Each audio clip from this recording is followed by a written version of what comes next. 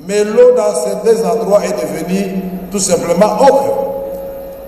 Aujourd'hui, madame, vous avez fait la démonstration qu'il y a moyen de faire un programme que les gens peuvent comprendre, améliorer et critiquer. Par exemple, de la gare centrale à l'aéroport de Djili, c'est 28 km.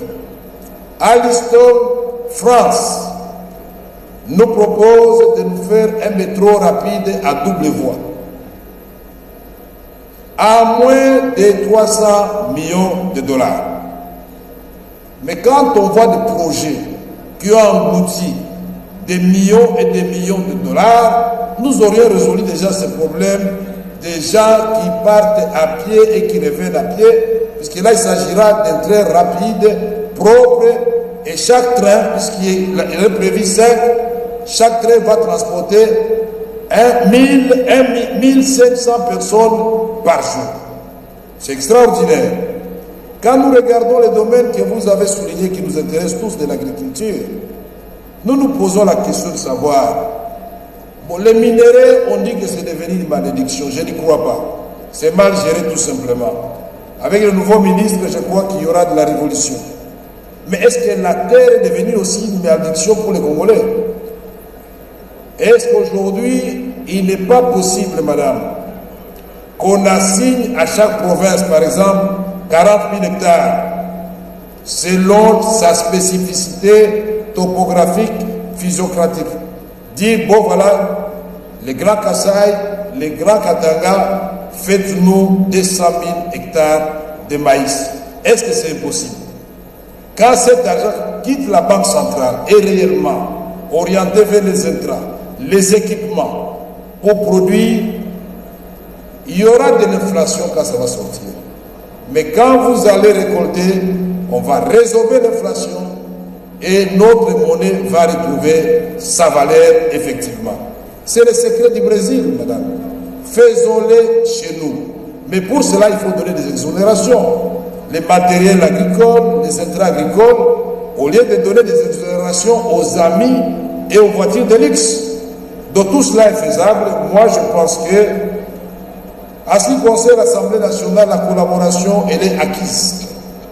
Elle est acquise à 1000%. Mais seulement, nous allons continuer avec la RTNC 3, mais nous allons faire comme par le passé, quand mon mandat fut écourté à l'époque, mais grâce à Dieu, je reviens, on avait déjà démarré la chaîne parlementaire. Pour la petite histoire, cette chaîne avait été nationalisée et était devenue RTNC 2 ou RTNC 3. Mais nous allons encore refaire la chaîne parlementaire de façon à ce que les éminents députés ici, comme des pays, des vieilles démocraties, puissent passer 3 fois par semaine, discuter, donner de la matière, répondre aux questions de la population, parler de la guerre à l'Est, avec force, vigueur, conviction et argument à l'appui.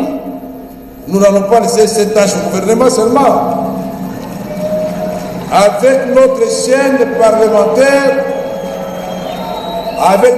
parlementaire, les ministres membres du gouvernement, ministre de l'Agriculture sera invité. Au lieu d'attendre la motion ici, on lui pose des questions et il répond. Pourquoi il n'y a pas de semences améliorées dans tel point? Il va répondre. Son collègue du développement rural, qui est un monsieur qui retrouve son domaine, même s'il a brillé par ailleurs au niveau de l'enseignement supérieur, Inga. Nous devons aller plus loin, puisque Inga c'est 44 000 MW. Ayons un peu plus d'ambition pour qu'effectivement le Congo soit le poumon, le moteur du décollage, du développement de l'Afrique. Misons très loin, madame. On va vous donner les moyens, puisque nos minéraux là, qu'on est en train de payer chaque jour, peuvent servir de gages pour que vous ayez des moyens.